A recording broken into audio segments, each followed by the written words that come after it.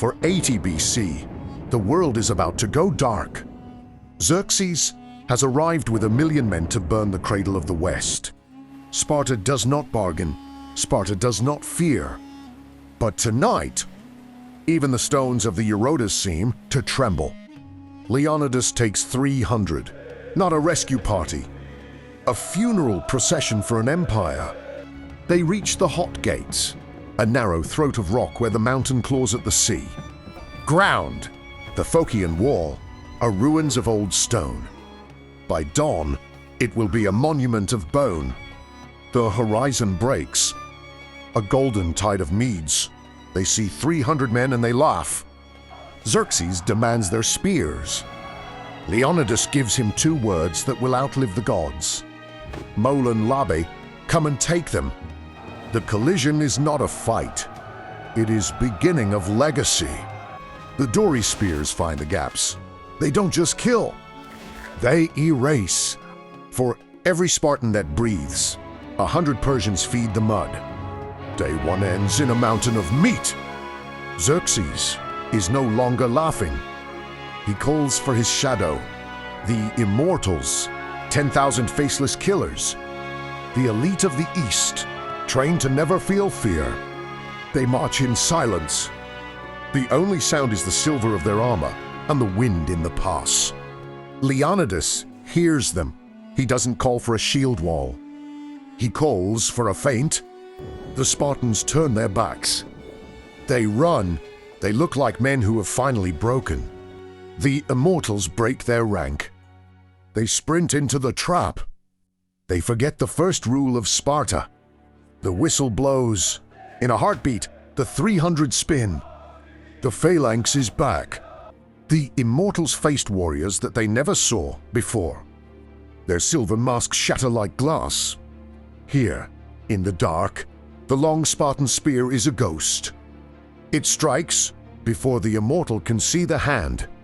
Xerxes watches from the ridge. His god-kings are being slaughtered like cattle in a butcher's shop. The ground is slick now, not with mud, but with the lifeblood of the Empire's finest. The Immortals are not immortal. They bleed. They die. They fail. Day 2. The sun is a pale ghost behind the smoke.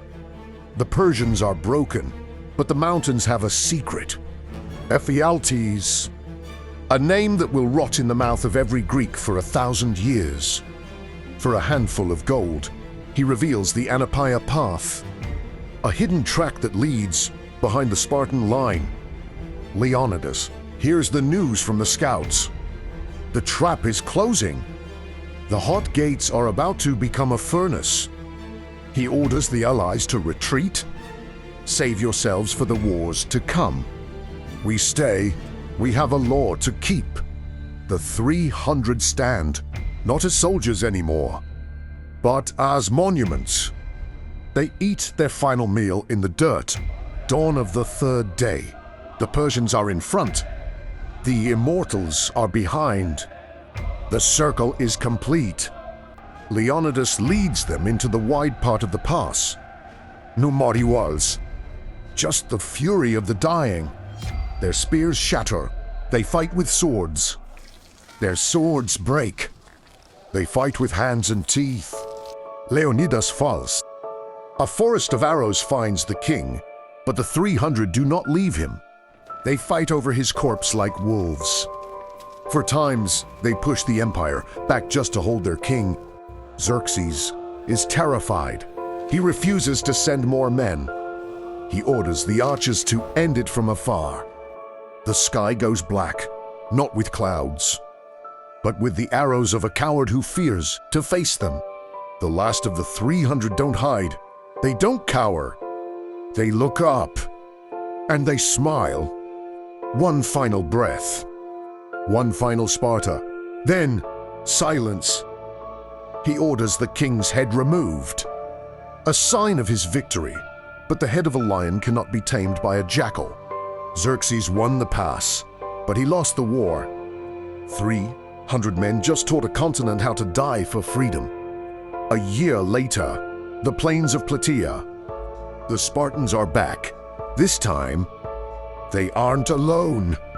They remember the hot gates. They remember the 300, and they are hungry for Persian blood. At the site of the battle, a simple stone is placed.